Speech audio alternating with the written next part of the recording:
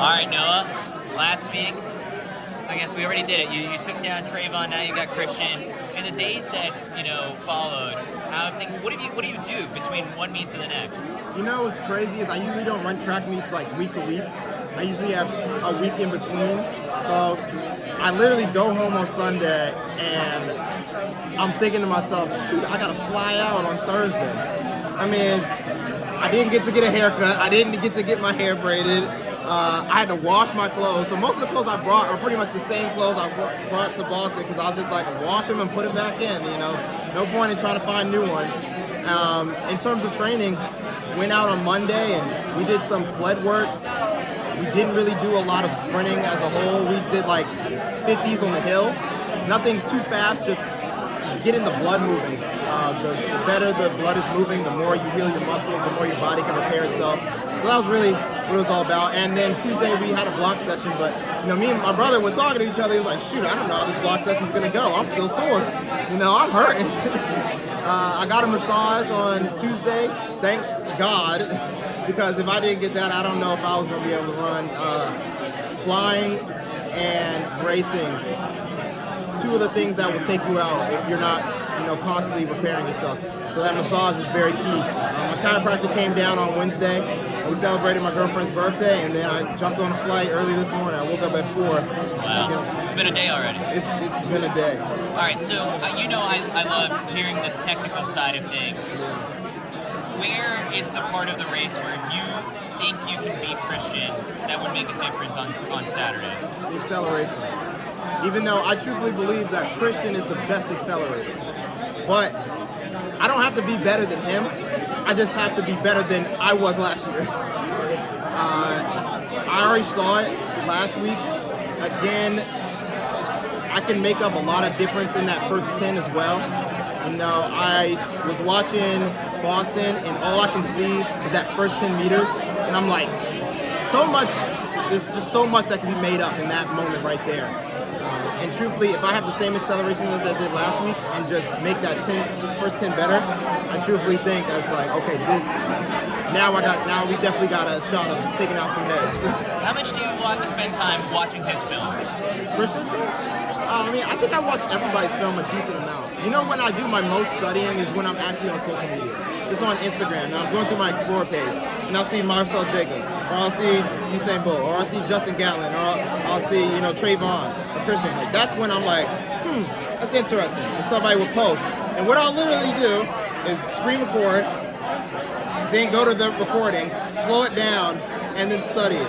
And then when I'm done with it, I'll erase it. And sometimes I'll bring it to my coach, and I was like, hey, look at this. What do you think of this? And we'll just go over it sometimes. And me and my brother will get into a conversation like on the drive over to the airport. We were just like, I was looking, we were talking, I cannot remember his name, but the white kid that came out of nowhere in the 60 who ran the 6.51 recently, he's actually, I think he's supposed to be here. Yeah. We were breaking down his race, and I was like, he had really good acceleration, he had really good topping. Looking at his first 20, I was like, I don't know why that start got you to 6.51. Like, when I look at it, there was nothing in there that should have got him to that. So in my head, I'm like, your acceleration and your topping speed had to be like 5 to get you to that. But, those are just how we just talk throughout the week or throughout our lives. So apparently you own the New Balance, the track at New Balance. Who owns the Armory? Oh, it's mine now. Hostile takeover.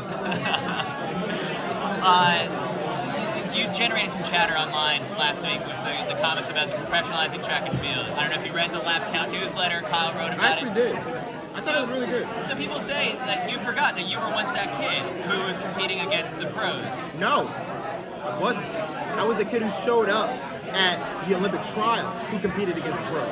Okay. Which in that interview or that topic, I don't have a problem with people, going out for the Olympic trials or even world championships. That's not where the issue lies. Like, I feel that it lies in these smaller pro meets, in these diamond leagues, and these, technically I see most of these races, these are open meets. Every race professional is an open meet. As long as you have the time and you know somebody, you can get into that race. Yeah. There's no cutoff that's saying, oh, you're not licensed with World Athletics and you don't have a contract, so you can't perform here. open meet. What's the farthest you've gotten in conversations about like professionalizing track? Like Sipco was at the meet last week. Have you ever sat down with him and like spitball some ideas or like giving him your feedback? I've sat down with Seb, but not specifically on this topic. This topic it's been kind of hard to discuss just because it's so sensitive. Because essentially when we truthfully get to the end and it's time to make decisions, we're going to have to say to a lot of professional athletes, hey, this is the line, and if you're not above it, you know, we're going to have to cut you off. And that's a hard decision to make. That's not easy. And yeah, I'm never going to be happy with telling people, hey, yeah, you might have to give up on your dream, because what if that was me on the other side? But at the same time, I do want to see this sport grow. And I'm not saying that people can't continue to go and chase that dream. No, they eventually can get to that point where they reach that line and they can get on the other side. But if we're going to keep having this field grow more and more and more, that budget is not changing. So we're not going to be able to just keep saying, yeah, we're going to be able to keep giving money at every track meet. It's like, no, that money is becoming less and less, and now we're just looking less and less professional. We could go on for 2 hours about that topic, but I'll let them ask questions. Yeah, on the lap count also, I was just curious, so the last couple of years, every year that you've progressed and like set a new 60-meter PR, you've also had a really great 200-meter PR too. So I know that the 60-meter maybe translates a lot to the 100, but how do you feel like it affects your confidence going into the 200? I know there's been a lot of talk of like maybe potentially challenging the world record this year. How do you feel about that? Yeah, it works the same way. In the 100 and in the 200, the first part is what I consider the weaker part of my race. And the stronger I get that, the better I get. And it shows in the 200 because I continuously increase that first 60 in the turn. Now, there's a point where I felt that I was a great transitioner of the 200. Now I'm becoming a great turn runner and finisher. So the whole race is coming together. I truthfully believe that I'm going to need to run 9 seconds in that first 100 to break this world record.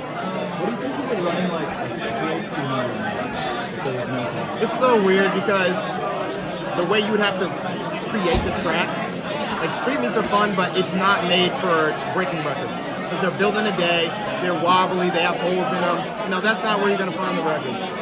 It would have to be like a secure facility, flat leveled ground, you know, something that hasn't been done before, truthfully. I guess right now I'd put it at world record pace. You know, there have been times where other runners have run 200s on the flat and they dramatically increased their PR. So I think I'd have to put it at world record pace.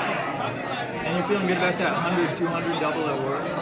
After last week I am. But it's weird because sometimes you have to believe in yourself even though you haven't done anything to prove that you can do it. I truthfully believe that I will win the double. Even though I haven't seen proof of it, I know that I can produce proof to show me. Now I've produced proof. Now I see the goal. Now I see it coming into fruition, and it's just one step at a time, continuously. And what's funny is I'm positive that this is the same way that Fred Curley thinks. Because there are a lot of people whose heads I can get into, but I refuse to try and get into Fred's head because he's already in his home. So I'll just stay in mine and he'll stay in his, and we'll just do what we do best and perform. When you say you see yourself winning the record, like how much are you visualizing yourself at like in Budapest crossing the line first? I can smell the track. That pretty strong? That's strong enough for you? I smell the track in my visions. What's the evolution of your mindset been? You're one of the few sprinters who really talks like technical. You break down your races and you're really open about it. How's that evolution come about in the past couple of years? Truthfully, I think it kind of came from my family background. You know, we're all track and field runners, so we're constantly talking about track. I remember we were just starting up for the first time, so we were like with youths in USATF, you know, circuit. So this is like 15 years old, around there. And, you know, here my dad is on the computer while he's doing work, but he's also looking up mile split and he's finding times. And it's like, hey, such and such is going to be at the track meet. And then me and my brother go into the room and we're like, oh, this is going to be a good track meet, because, this competition is going to be there. And then, my dad was my coach at the same time, so we're talking about how to make our races better. So communication and race strategy has just been a thing that our family has done constantly. And going into high school, we did the same thing with our high school coach. We were very conscious and communicative with what we wanted to achieve, how we wanted to do it, what was a good way to, perform, how we would set up races, why would we go to certain track meets and why we wouldn't. That was all just something that constantly we just kept continuously building up to. So here I am as a pro athlete, and a lot of people will go up to their coach and they'll just do whatever he says, or they'll get mad at their coach and decide not to do it. Well, now that you decided not to do it, that's telling your coach that you don't trust the process. Instead, how about going to your coach and saying, hey, I'm going to do the workout regardless, but I just want to get a better understanding of what are we doing? Why are we doing this for? How can I better be an athlete? How can what I can apply when we go into a workout? I hear you say we're going to do 450s for the first half of the beginning of the year. How is that going to translate? I want to know, so in my mind I can say, when I go out and I do these 450s that I hate, I'm going to have a strong mindset that this is going to help me so much down the line. I had a group chat and we were debating this week. Fastest top end speed, you or Fred? Like, Me. all out. Really? Me. What's 100%. You have the numbers behind it or anything? I actually do. 12.5 meters per second. Really? Yeah, Ralph Mann. He goes to basically all the U.S. sprinters, and he'll do blocks. So they'll measure the first 3 meters, and then we'll actually do a top end speed. And he'll measure how many meters per second. He said I'm the highest recorded he's ever had. And he said that he believes that Bolt is like at 12.8, 12.9. And what was yours again? It's 12.5. And that was 2 years ago. So I haven't got to test it. Well, I have got to test it, but I was sick, so I wasn't able to perform my best. So, yeah, and that's not in competition. Okay. So it's faster in competition. Yeah, I wonder what it was at Worlds. I definitely want to know what it was at Worlds. Is there any sprinter throughout history